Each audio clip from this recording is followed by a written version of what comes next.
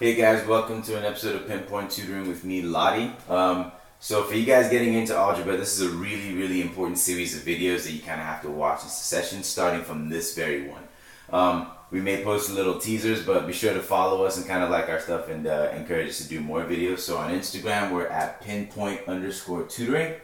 On Facebook, we're Pinpoint Tutoring Services. And our YouTube is right here. If you already found us, you found us. So you either got a card or you knew where to find us. So we're here.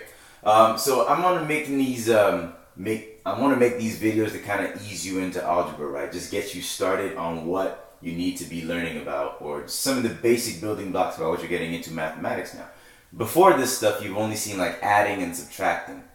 We're doing the same thing in algebra, but we're just now doing it with some numbers that we don't know yet.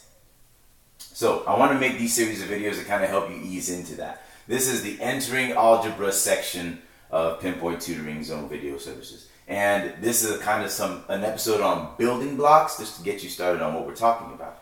So when you got into algebra, you now started seeing letters alongside numbers, and that must have been weird for a second. But let's kind of tackle these 5 questions and help us break it down and help you hopefully ease into it. So what is x and what is y, or etc.? These are just unknown numbers. You can think about x as literally being a 4 or a 2 or a 7. You can think about y being a million or 10,000. It doesn't matter. It's just a number that we don't know yet. And we're still trying to describe some things that we don't quite have the number for. Like if I said, for instance, I gave, say I had 5 pieces of candy. All right? So I have 5 pieces of candy.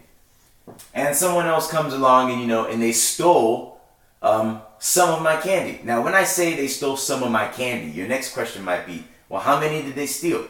Do you know? I'm like, I don't know yet, but they stole a certain amount, so I lost a certain amount of candies. And then when I got home after the whole traumatic incident, I wound up with 2 pieces of candy left in my pocket. Now, I know that I had 5 pieces of candy, right? Some candy was stolen from me. I don't know how much yet. And I know that when I got home and finally searched my pockets, I only had 2 pieces of candy left. Now, instead of writing things this blank, which can look a little bit confusing, what algebra does is it fills this in with a letter. Now, if you're already with me, you know by now that I lost 3 pieces of candy, right? Because 5 minus 3 is 2.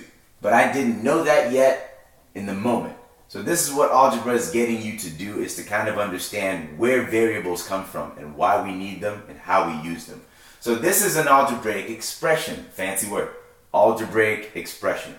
It's just a way of describing a statement involving a number that we don't know yet. My example, I was given 5 pieces of candy, I had it with me.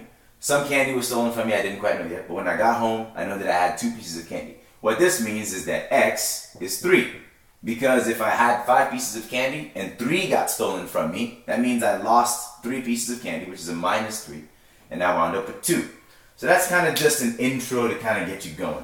Next, what does x plus 2 mean? Well, you've already kind of seen a version of this on here, right?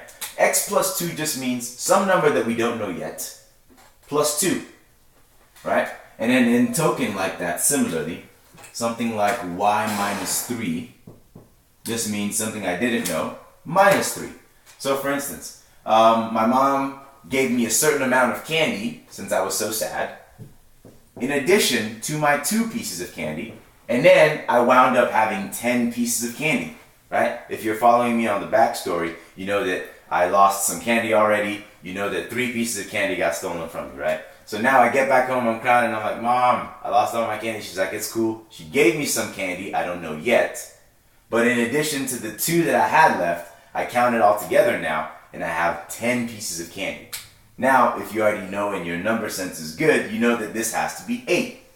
But in algebra, we say that this is some letter y, right? Mom gave me y pieces of candy, in addition to the 2 pieces of candy I already had with me, and when I counted it all together in joy and glorious moment, I had 10 pieces of candy left. That tells me that y then, which is the amount of candy my mom gave me, is now 8. So mom gave me 8 pieces of candy to cheer me back up. This is all algebra is trying to get you to understand. How letters describe a situation that we're still trying to work with and understand. It can only sometimes be described as sum, and we want to be able to put that in a mathematical view so that we can systematically solve for it. I'll answer the next 3 questions in a second video.